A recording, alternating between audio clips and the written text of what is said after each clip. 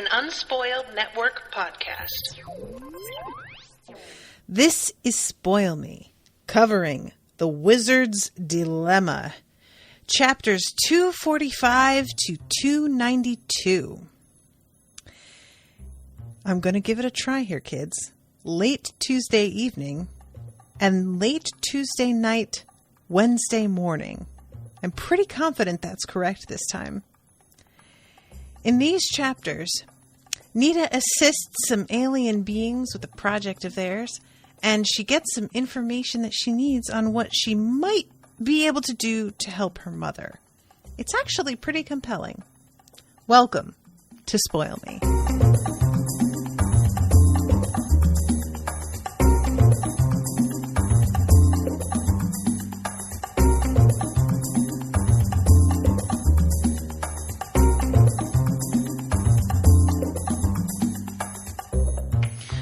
Welcome to the show, everyone. I am Natasha. Thank you very much to Melanie for commissioning this episode. Melanie is here in the chat. Hi, lady. Melanie, it's really weird to see your name on the schedule and have it not be Gravity Falls, let me just tell you. So I'm a little bit under 50 pages this episode, but I think that was a good spot to end things off. And this author has a wild imagination, and I know I say that a lot, but like the way that she writes these alien creatures is pretty interesting. There is a lot about this section that feels extremely, I feel like almost abstract, and that's what I like about it. And she's just full of surprises. So let's start late Tuesday evening. Dareen and her dad and Nita are all heading home, and they're thinking about the fact that the prognosis that came back from this tumor is that it is not looking good, that it is indeed what they were worried it was going to be. And she is feeling very urgent about her mission, understandably. To the point that she's like, I'm sorry, Kit, but I can't wait for you. And I know you understand. So she tries to get in touch with him, but she receives the same feedback that she has gotten that other time where it says subject is not in ambit. And she realizes that the last time that they talked, it was all about what was going on with her mom, but she still hasn't gotten the information from him about where he's going and why she's getting this sort of feedback when she looks for him. And it says, along with several other wizardries, Nita had added her invisibility spell to her charm bracelet as a small dangling ring with nothing inside it. Now she activated it, and a moment later stepped through the transit ring, popping out once more into that vacant doorway in Grand Central. This time of day, there were a lot more people around, and a fair number of trains coming in and out. It took Nita some minutes to get down to the World Gate end of the platform, as she had to sidestep in one direction or another about every 3 paces to keep from being run over by commuters who couldn't see her. At least the gate was idle and ready for her when she reached it. So this is one of those things that, like, my idea of passing through people invisible during rush hour, I probably would have tried to get to it fully visible and then become invisible before I stepped through the World Gate. But I suppose that's like probably asking for trouble. Somebody's going to notice, and it's likely that this is the best course. But I'm lazy. What can I say? So she goes through, and she's looking up at the constellations, which look different. And I thought that was interesting because I kind of expected that maybe they would be similar, since like the city is modeled after New York. And let's see, on the other side, she found the platform empty again and everything quiet. Nita walked down to the gateway on the main concourse and paused there to look at the painted sky. The figures of all the constellations were strange. Oh, painted sky. I didn't even realize that. Oh, duh, Tosh. The center of the sky, not a bull here, but a strange cat shape like a jaguar leaping with outstretched paws.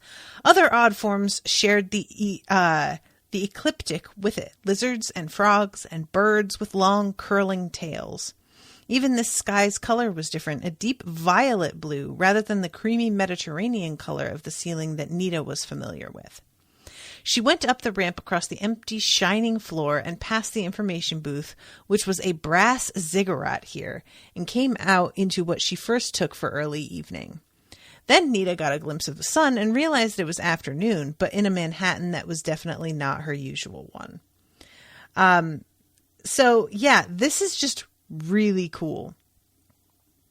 It's a version, it's not totally unfamiliar, but it's not quite, it's an alternate reality, and there's a lot more pyramids involved. Uniformly, the buildings seem to be made of a golden stone, or maybe this was just the effect produced by that strange sun, which was bigger than it should have been and was orange gold, though it stood at a height more like that of noon than sunset. Down the center of the street ran a green strip of grass that reminded Nita of the built-up flower beds running around the middle of each block of Park Avenue. She looked across the street and up. From high on the tops of some of the buildings, south of 42nd, Nita saw blinding orange light reflecting back. Mirrors, she thought? And the sky was very dark blue, almost a violet color. She was reminded of the way the sky looked on Mars. Maybe not as much oxygen in the atmosphere, an old Earth maybe, a tired one. This really reminded me of in The Magician's Nephew, when they wind up on Charn, I think is the name of the planet. And the sun is really big and really red, but doesn't seem to give off very much heat. And they're both sort of surprised by the fact that it's as big as it is and yet cold. And eventually when they bring the woman who turns into the White Witch later, when she comes to life, and they mention that their world, the sun is much smaller and yellower and gives off a lot more heat. She is very excited by that because that means that it is a younger world. And Charn is very clearly on its way out and she is looking to relocate. So I thought that was kind of like, it just really put that in mind, the traveling to different worlds with suns that are in a different place, and signal a world that's maybe on its way out. So she does her listening thing, trying to find where the pulse of this world is coming from. And this is described as a slower pulse this time, fainter, like a place running down, a heart beating more out of habit than from any desire to go on living. Resignation? Could a whole universe feel resigned, ready to let go of life? It was an odd sensation. But ours is old too. Does it feel that way? And I just think that is such a wild idea, that like a place grows old and maybe it begins to feel the way that people do as they grow older. Not all people, but there are a lot of older people who are just kind of like, I feel like I'm done and I'm just kind of like waiting out the clock at this point. I know I'm not going on that much longer and it's just kind of, it's a gamble. We'll see how long I last, but I'm not really that like attached to staying here anymore. So she begins to listen for the sounds of the city again. Even though, granted, this is not her Manhattan. So the sounds that she's listening for are the ones that are familiar to her from the Manhattan that is familiar to her. And she has to just kind of be like, well, I hope that this works and it's close enough.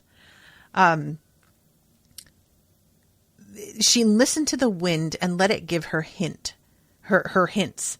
Very slowly they came. Strange horn-like sounds, not the wind, but something else.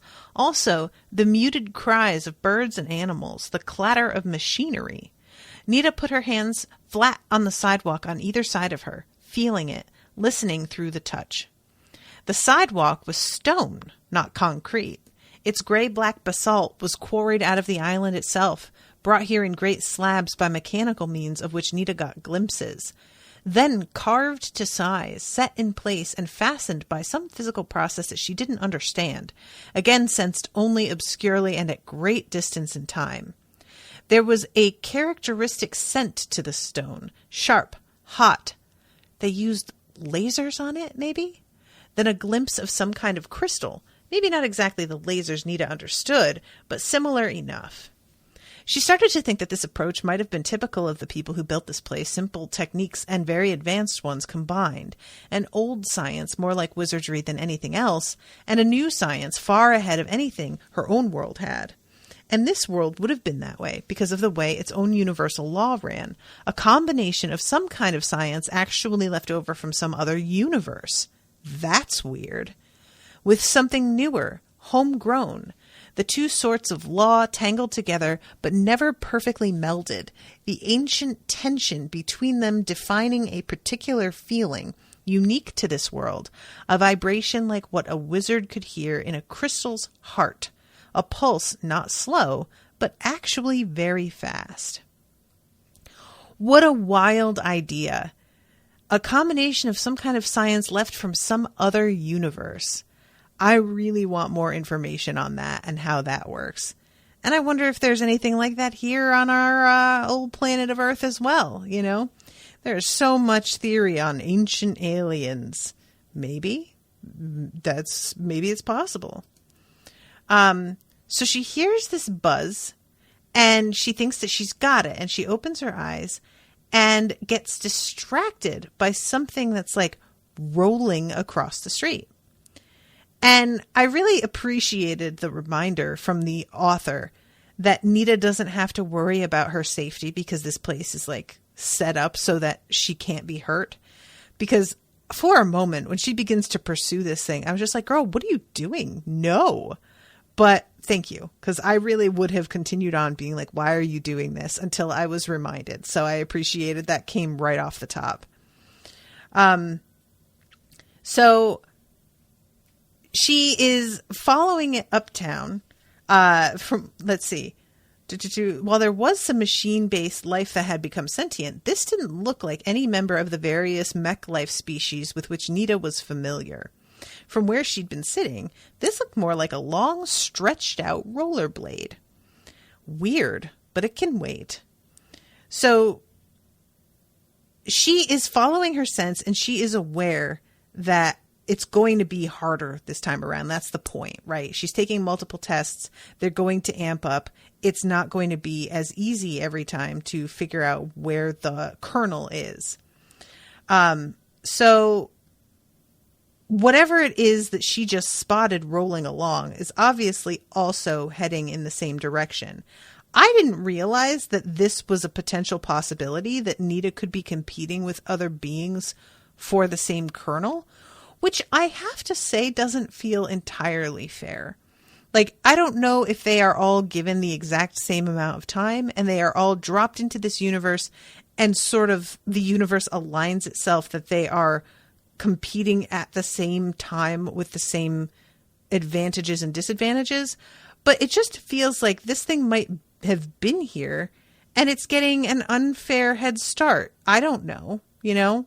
I sort of just have to trust that the way things work here, that wouldn't be allowed to happen. But I definitely had a moment of just like, well, that's kind of fucked up. I don't like that.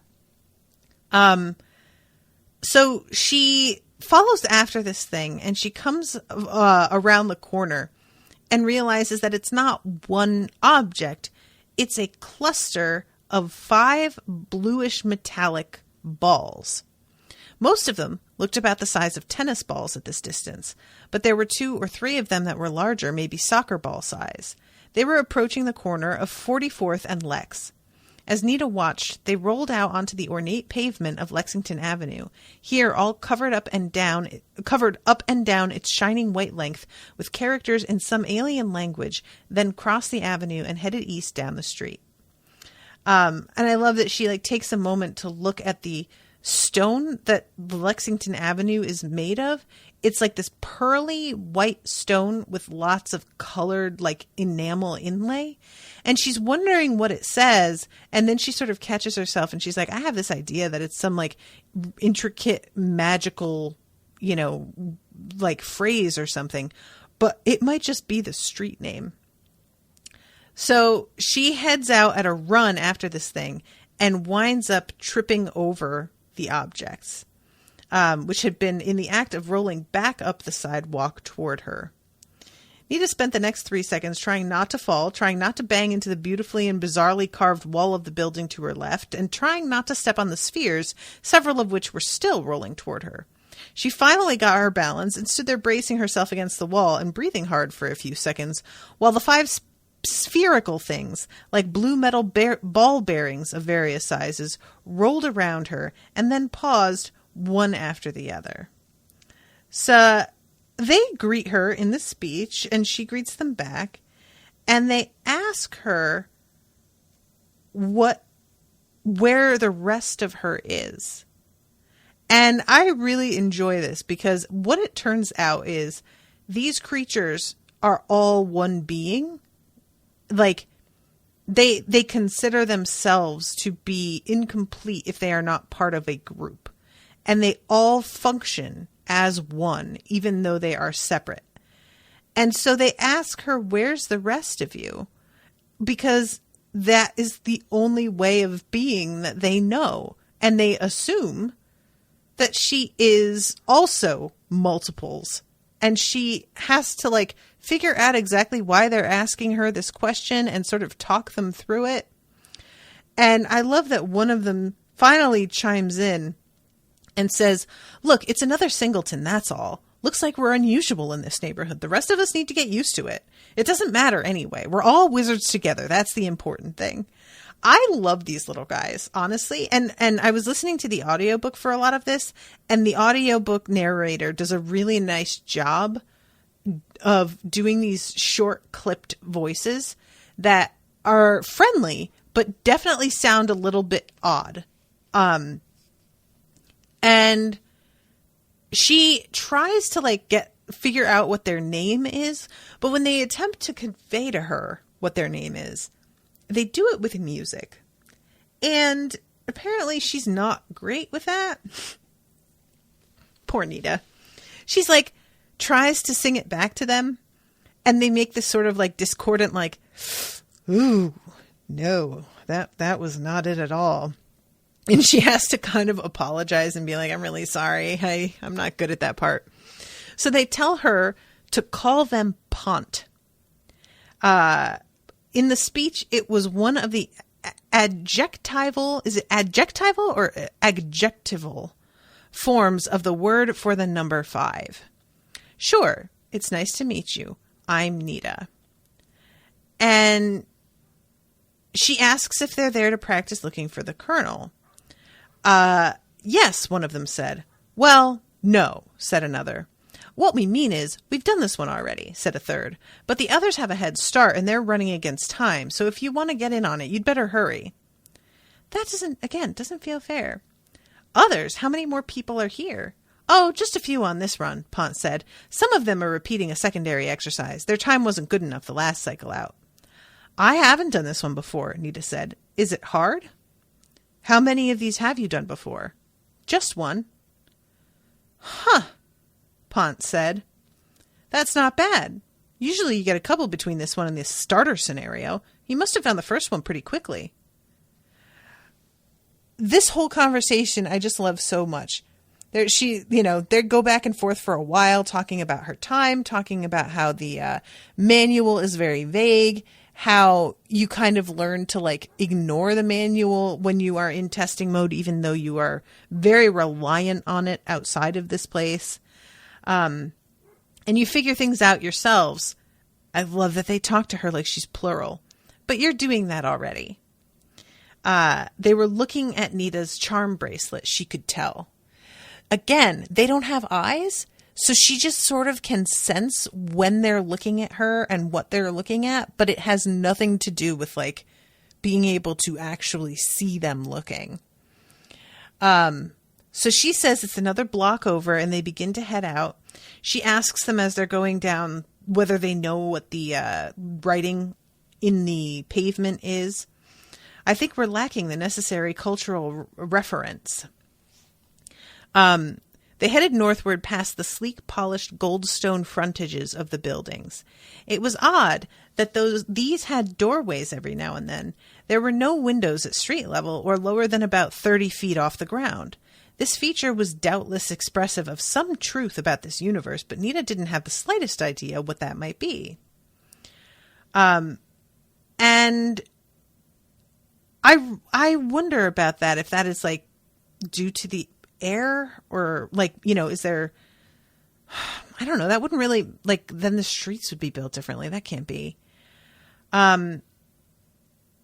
So they mentioned something about how the space here is curved in an unusually acute way.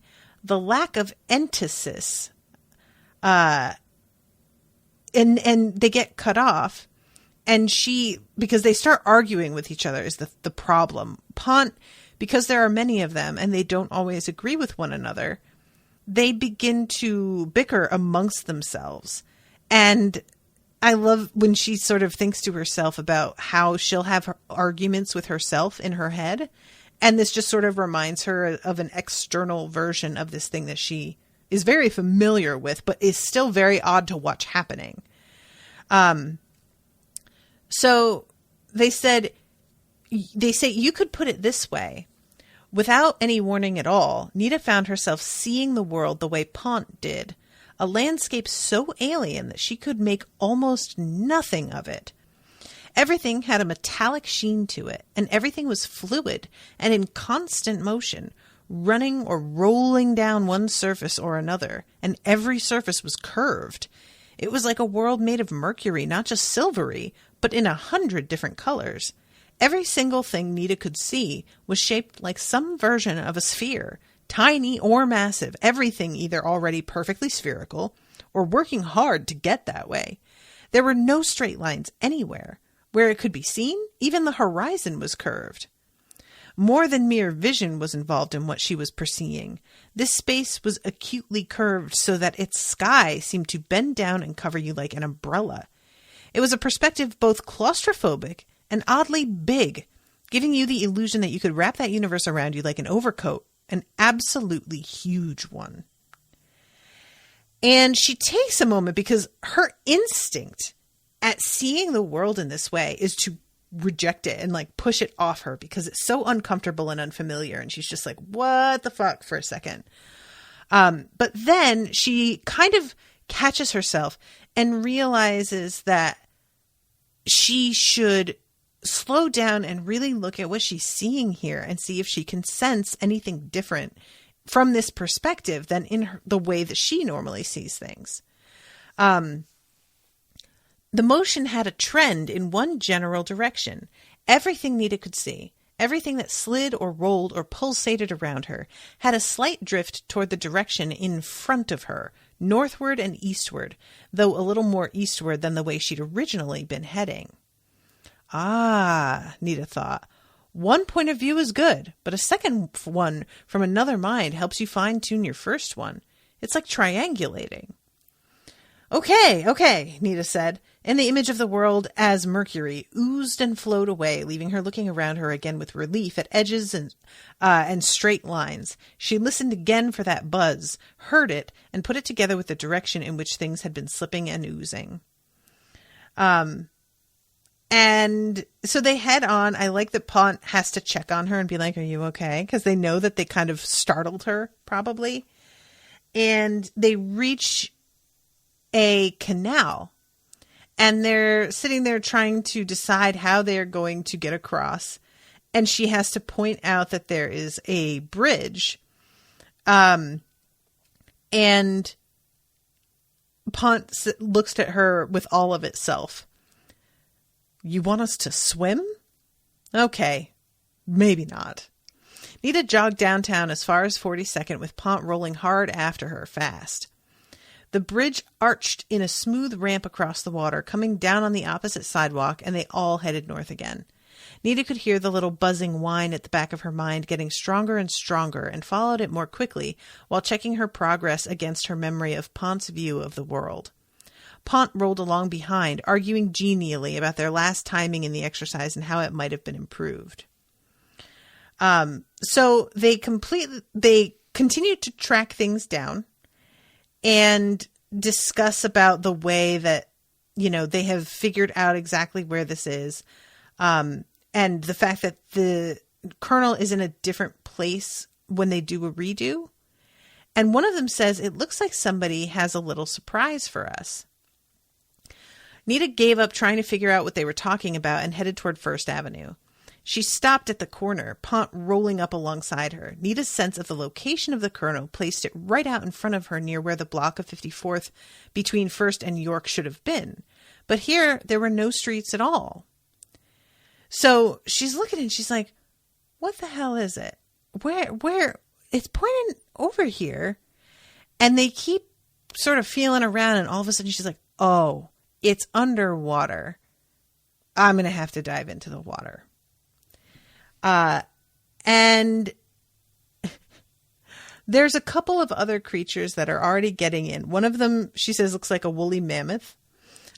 Seen up close, it looked much more like a giant 3-legged football with green and brown shag carpeting stapled to it. What a weird idea. Where does she get this? Its companion, which faced it silently, was a bundle of bright purple tentacles about 6 feet high, waving gently and changing colors as they did. And eventually she figures out that the tentacles that one being is made out of are actually all tipped with eyes. Well, not all of them, but several of them are.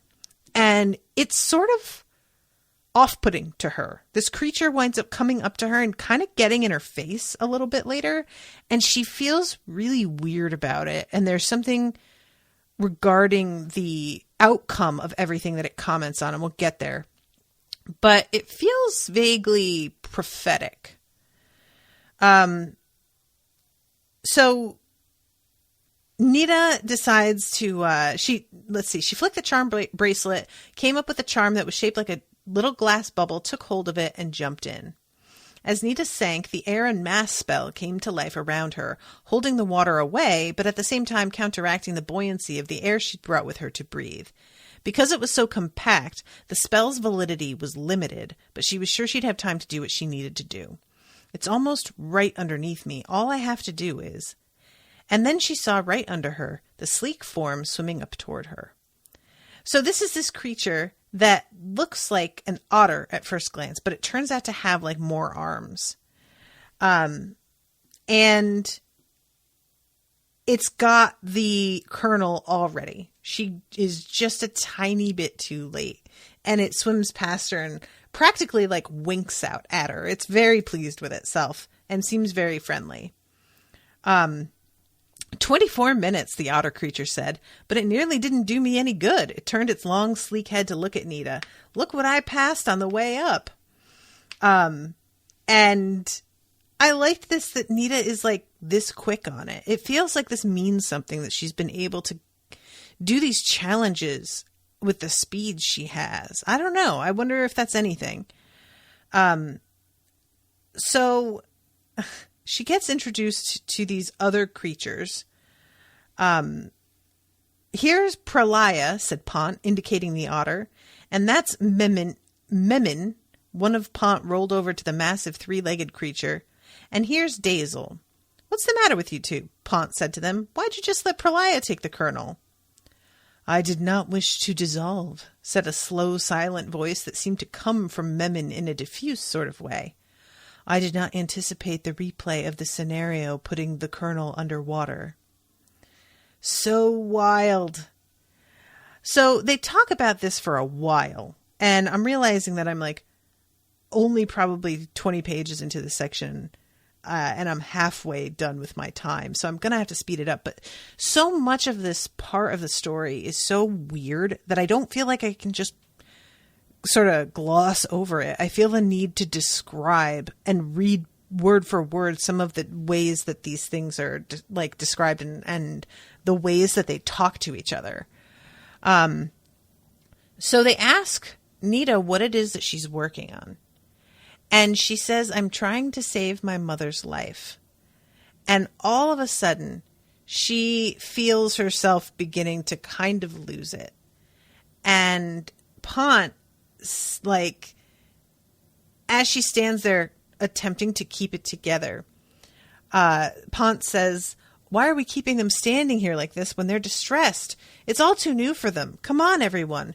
If this run's done, let's go to the playpen for a while and we can show them the rest of us and replay a couple of other runs and let them get a feel for how it's done.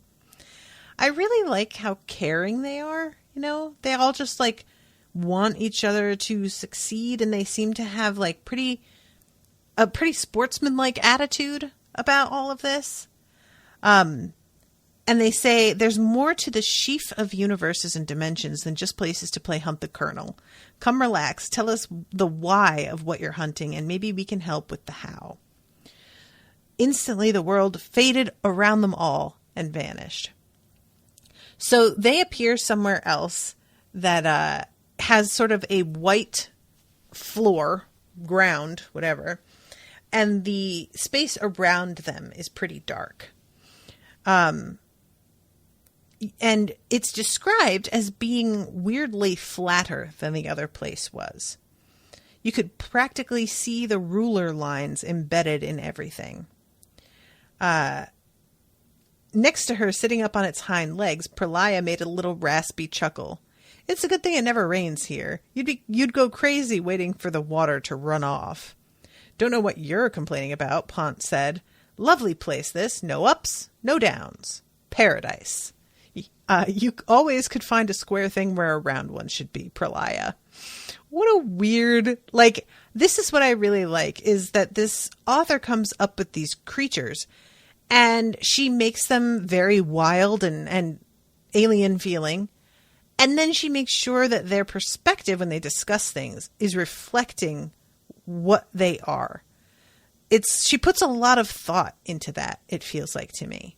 And it's a nice reminder that because of them having to interact with the world in a different way and literally seeing the world in a different way, they are going to have a totally different reaction to their surroundings than other people would to the same ones, and have a very different idea of what are advantages and disadvantages.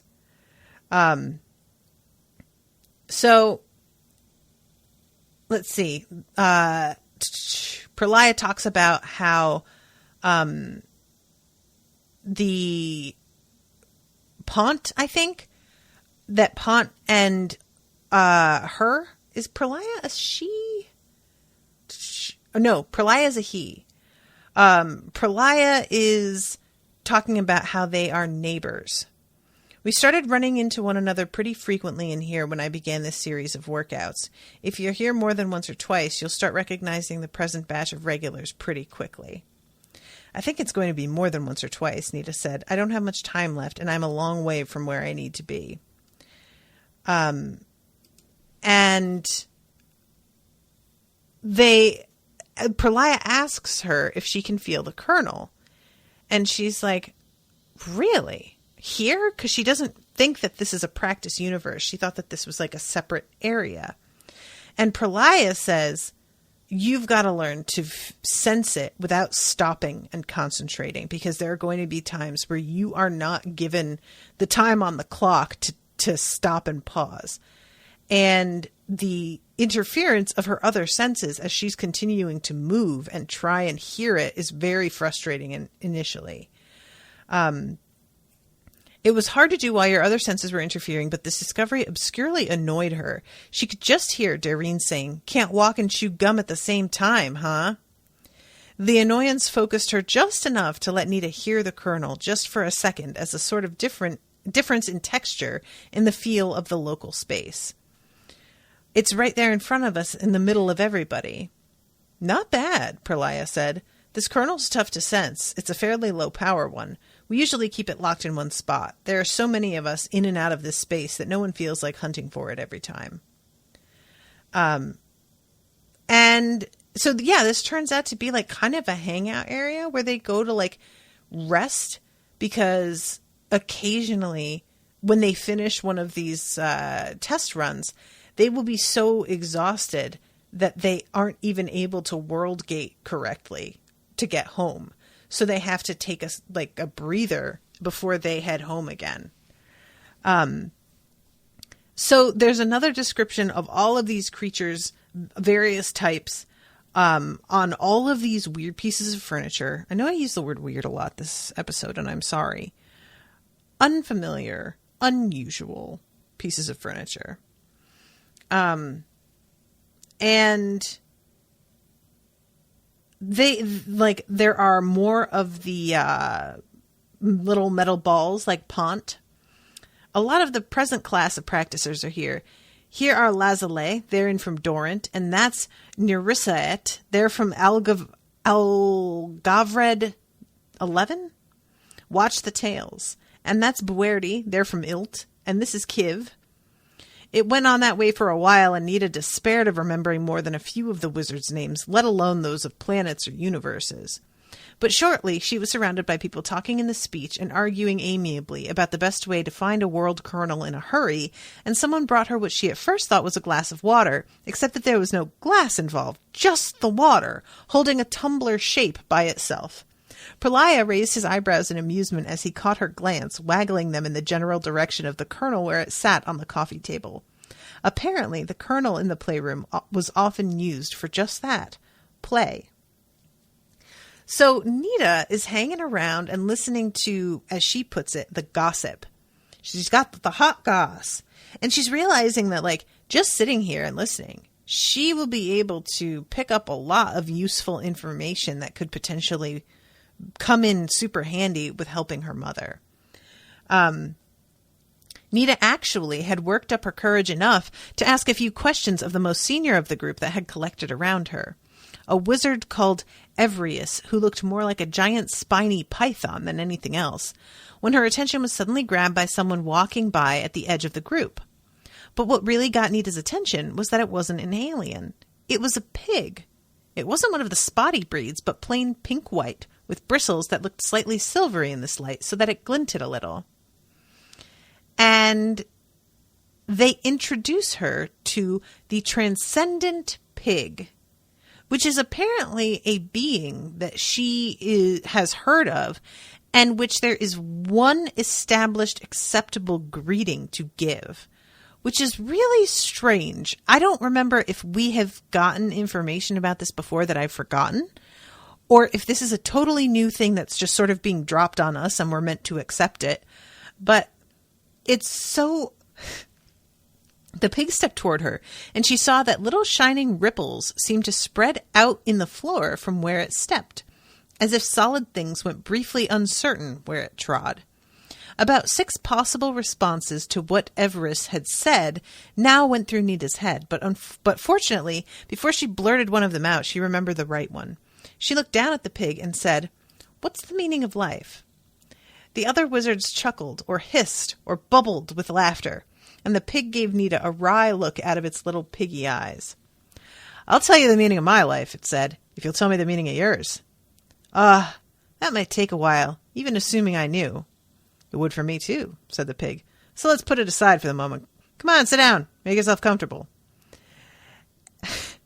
So she comes and sits down, and we get a little bit of information here.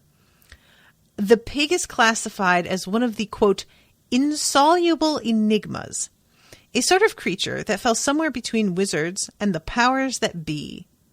Indeed, the term creature was possibly inaccurate, for, so the manual said, no one responsible for creation could exactly remember having created it in the first place. At least the pig's motives appeared to be benign, and it had been proved again and again to be immensely and inexplicably knowledgeable. Nita thought this was why the manual insisted that every wizard immediately ask the meaning of life question when meeting the pig. There was always a chance the pig might slip and actually answer. What? The manual itself is like, well, we're just going to, try for all of eternity to maybe trick this pig into giving us the answers. That feels very un-manual-like. Is that just me? That feels like really weird. I don't know. So the pig says that he wanders in and out every now and then. "I like being at the cutting edge, and out here where no one has to be too afraid of making a mistake, some interesting work's being done. Not all of it as personal as yours, but all is valuable." And Nita's a little bit embarrassed about the fact that the pig knows what she is here to do. She just, I think that as much as Nita believes in what she's doing and is fully wholehearted about it, there is a sense of it feeling a little bit selfish to her because it's such a minor, in the grand scheme, it's just one life. And the pig eventually says to her something like, it's always worthwhile to protect life, in this sort of reassuring way. But I will mention that I think it was Carl who asked her, are you sure you're doing this for your mother, or is it for you? And the fact that she feels embarrassed about this, to me, is an indicator that maybe she does know that it's for herself.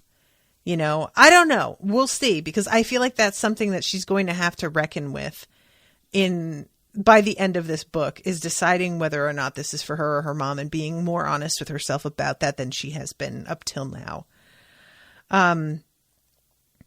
So let's see. We're all children of brothers and sisters of kindred creatures who are children of that odd couple, life and time. All related, mostly by just trying to live our lives and get by in the face of tremendous odds, but in a lot of cases trying to do more than just get by. This is one of the places where you come to push past the usual definitions of what's possible, and if you're lucky, you both pull off what you're seeking and get to enjoy it afterward. Trying to save a life is always worthwhile, but the bigger work can be a lot easier sometimes. Nonetheless, I'd say you're in the right place for advice. So she asks for advice, and the transcendent pig says, well, not for free. And she thinks about it for only a moment and then is immediately like, yeah, never mind, because she knows that what she's doing here is going to cost something also, and she expects it to be a high price, and she is not prepared to tack on even more debt to what she's about to try and do. So the pig tells her to keep her ears open, because who knows what somebody will drop that will wind up being super useful to her. And Nita begins doing walking around and listening to everybody again. And they are all calling the Colonel sort of different titles: the Cosmic Egg, the Shard, World Soul, numerous others. And they are talking about the structure of it. A lot of detail stuff that isn't necessarily going to be necessary for her to know, but she finds interesting. It's just sort of outside of her ability to grasp at this point. So there's this wizard called Curl, who is vaguely bird-like. And they are talking about this place that she's trying to save, that she's worried about. She says, I have concerns. The kernel of the planet in question is unstable. It won't stay where it's put. Whether the turmoil on that world is itself a reflection of the kernel's instability or the other way around, I cannot tell. Though I have been working with it for many cycles now. And Nita is surprised to hear that a planet has a kernel in addition to an entire universe.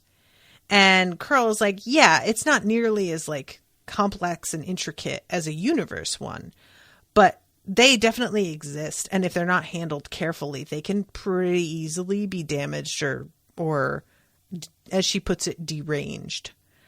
And she's talking about how there have been earthquakes, the power sanctioned an intervention. An intervention that would deal with the kernel itself, and I was here to prepare one final test sequence. I don't really need it, but I'm still not sure it's safe to go on with the intervention by myself. And Pont interrupts here and is like, dude, you are in a crowd of wizards. If you aren't going to make use of us, what the hell is the point of all this? Get us in there. We'll help you out. And Curl seems a little afraid to take the help. Cousin, if you're, let's see. Is it Curl who's talking here? No, Pralaya says to Curl, If your people's lives are in danger, letting your uncertainty hobble you is playing right into the lone power's desires. Delay could be fatal. Judging from what you've told us, it's becoming fatal already. You have to move past the uncertainty. What else are we all here for? So then we have a sort of moment of everybody stepping up and volunteering to come with her to help. And eventually, Pont comes over to Nita and is like, you should come too. And Nita says, I mean, dude, I've only gone through one of these trials successfully. I haven't even finished this one that we just did. And Pralaya's like, yeah, but you would have. It was just an accident, the fact that I got there first. And they point out that out of everyone, she's likely the youngest, and so she has the most power. So that could wind up being really useful. So Nita is thinking like about the whole thing with her mother and whether or not she should take the time to do this. But they have all been stepping in and giving her advice and being there for her in this little gathering. And she decides that she will come with them after all and just offer to help. And let's see, Nita looks over the diagram, and this is when she gets some information that turns out it could be very, very useful to her. I'm trying to find the exact spot. The long-form description of the planet itself made it plain why Curl was working on it. It's tearing itself apart, Nita thought, bending down to look at it closely. The planet was big to start with, and then it captured all these moons, even a little wandering planet passing through its solar system. And now the gravitational stresses from some of the more massive moons have thrown everything out of whack. This was a problem of the same kind as Darene's, just as insoluble by brute force. Inherent in the transit circle, though, and written as an adjunct to it, Nita could see Curl's intended solution. The planet itself was going to have both its crust structure and its gravitational and magnetic fields reorganized and rebalanced. That could be done only by using the kernel, which, when itself rewritten, would in turn rewrite the whole undercrust structure of the planet. It's like the kernel is the master copy of a DNA molecule. Rewrite it and turn it loose, and every other molecule in a body gets changed in response. This was fairly close to what Nita had in mind for her mother, and her heart leapt as she saw from Curl's diagram that she'd been on the right track, and began to see how she could implement a similar solution herself. See something that doesn't work? Curl said. No, Nita said, it looks fine. I'm glad. It's taken a while, but the conditional statements there were the worst part. Fortunately, the solution is adjusted to be ethical. See the go, no-go toggle down at the end? If that one tiny little knot won't knot, you might as well give up and go home. Nita nodded. Okay, she said, and reached into the back of her mind to pull out the constantly updated graphic version of her personal description. It manifested itself in the usual long, graceful string of glowing writing in the speech, but as she ran it briefly through her hands, Nita noticed some changes here and there, particularly in the section that had to do with family and emotional relationships. She let the written version of her name slide glowing to the floor and snug itself into the spot waiting for it in Curl's wizardry. This is when Dazzle, with its fucking eyeballs, is peering over her shoulder. And Nita's like, it says, she turns and says, hi. And it's looking both at her and her name in the speech. And Dazzle just says, yes.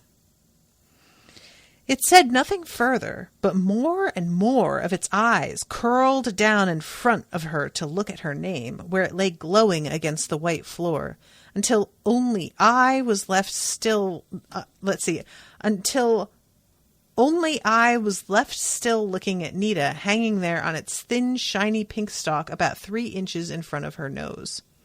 The eye's pupil was triangular, and the rest of the eye was bloodshot, if blood were purple. Right. Excuse me, Nita said, slowly and carefully edging sideways. Oh, God. The eyes watched her go, but otherwise Dazzle didn't move, except for those tentacles which never seemed to stop. I do not like this. What does it mean? So Nita goes over to Pralaya and is like, okay, look, what's that dude's deal?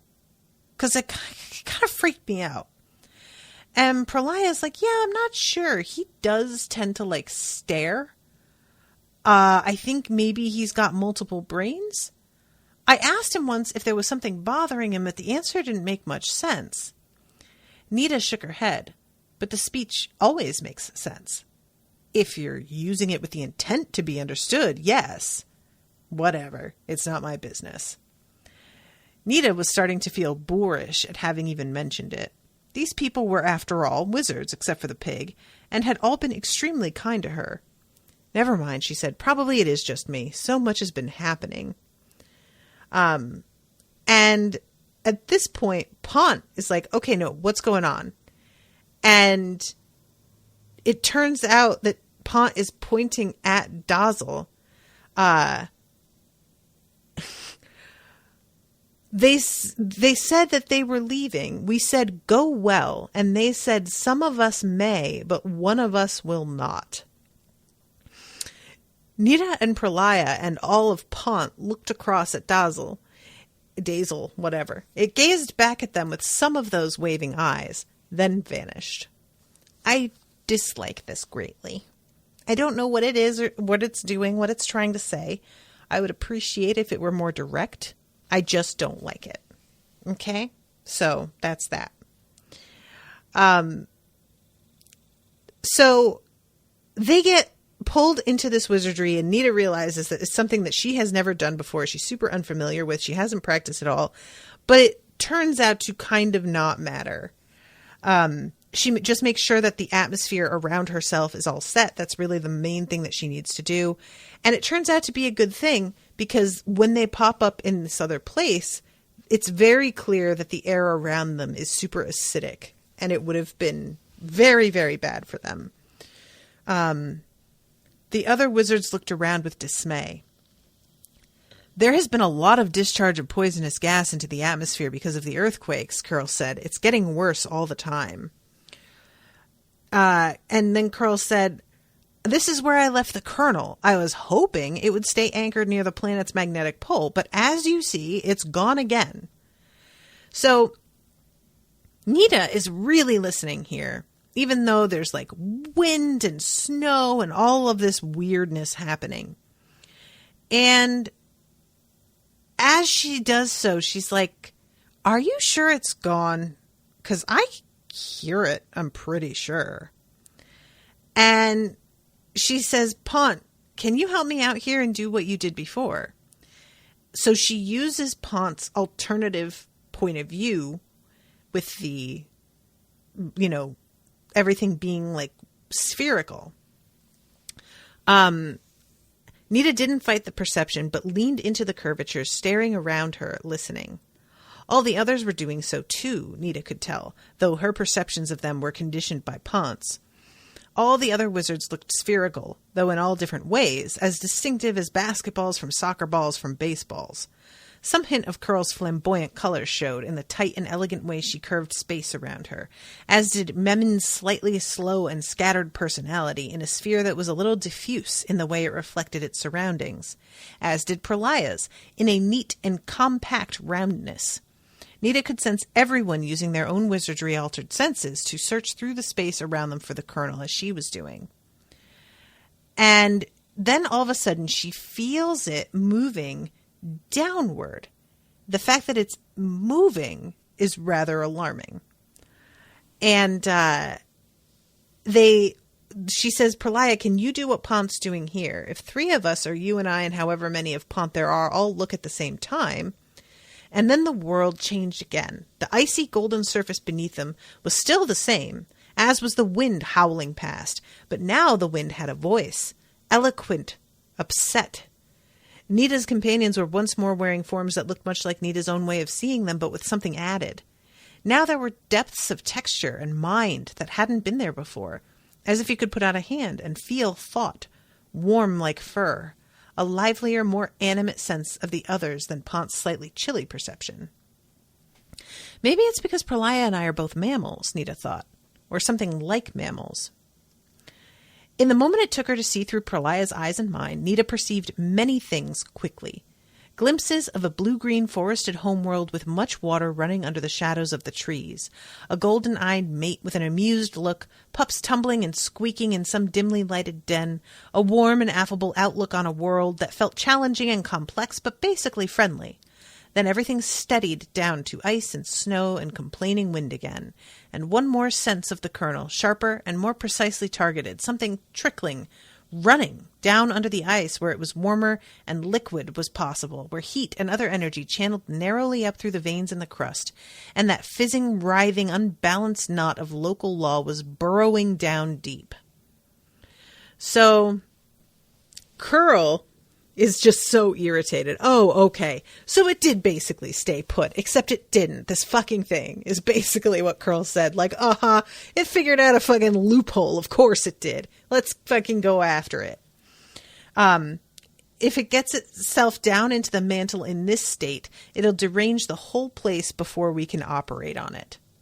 They all knew the Mason's word spell. That word gives new life to stone, but the more complex version of the spell reminds stone of previous states of being. I remember this, and this is so cool. Times when the fourth element was mostly air or fire or stone in some other phase, dust, an atom or two sticking together here and there. So Nita uses this spell in order to get the stone to allow her to travel down. But the Colonel has a head start and is going pretty quickly. And she is having to really push off hard in order to even get close to catching up with it. And as it's getting closer to like the center of this planet, it is slowing down as if the density of the stone it's traveling through is growing the closer to the center it gets. She was the lightest of the pursuing wizards, or maybe just being the youngest is enough, she thought, as slowly she got closer to the Colonel's tangle of light. The stone was more like water than mist, and then more like mud than water, but she didn't let that stop her. The Colonel was just ahead of her now, just out of reach. The others were nowhere near it. Don't wait for them, they're not going to be here in time, just get it. With difficulty, as she arrowed down through the seething, thickening, darkening fire, Nita got her arm down and in front of her again, reached out. The Colonel was slowing more, but so was she, and then the shock waves started to hit her. She'd known the boundary between crust and mantle would be like a wall, but she hadn't expected it to be as much a wall of violent vibration as one of heat. Now Nita could feel how the world shook where the rotating, stony liquid of the upper core dragged itself against the underside of the relatively static crust in small, rotating storms of liquid fire. Something caught her from behind, braced her for just a precious moment, and lent her power. The world went clear and hard and sharp as it had done earlier, and so did the Colonel, a bright, fierce tangle of power, just long enough for Nita to grab it in both hands.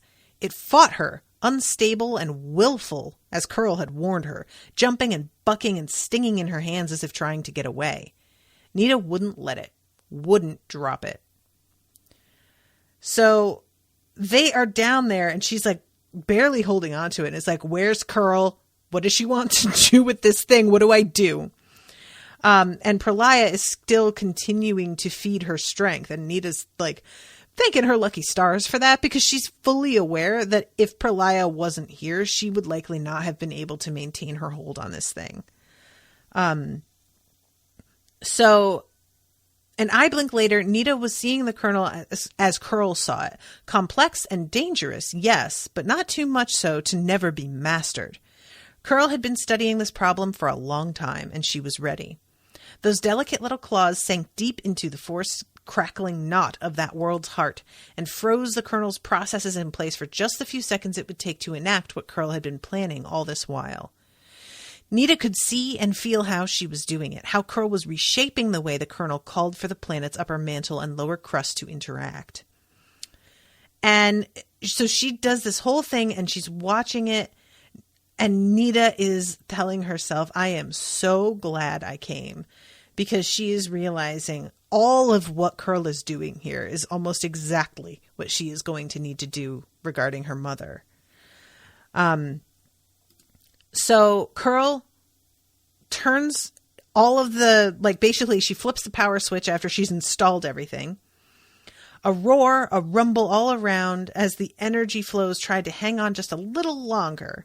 And then a terrible sudden shudder of that world from the heart out as everything started to fall into place. And Pralaya's like, all right, let's get the fuck out of here. And they begin to head back up to the surface as the planet starts to totally restructure.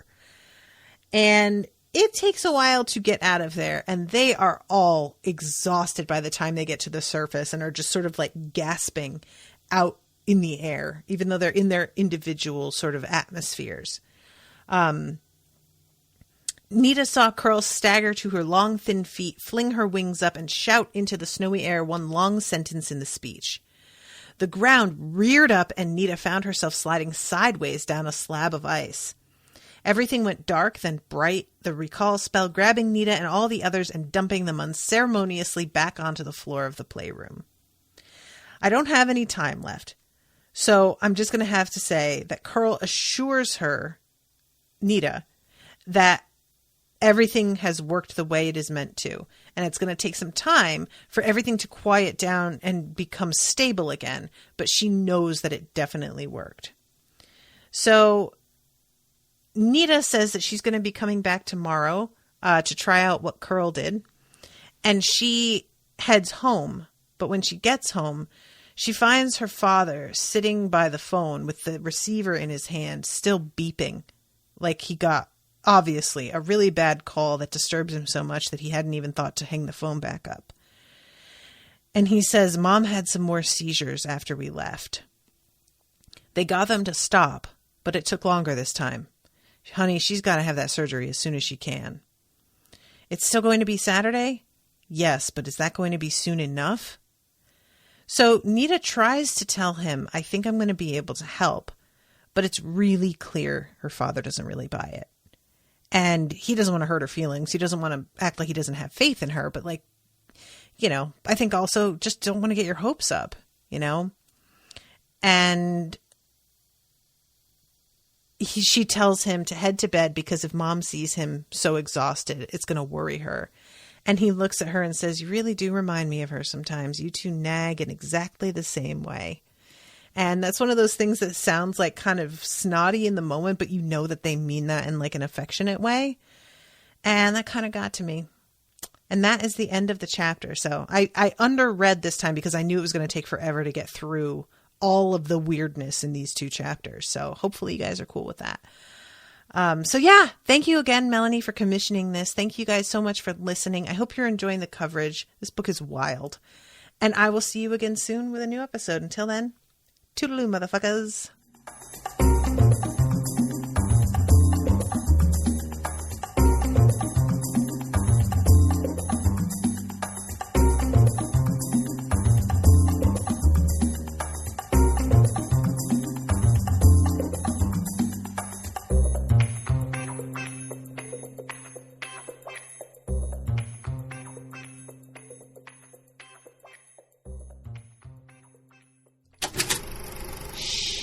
That was an Unspoiled Network podcast.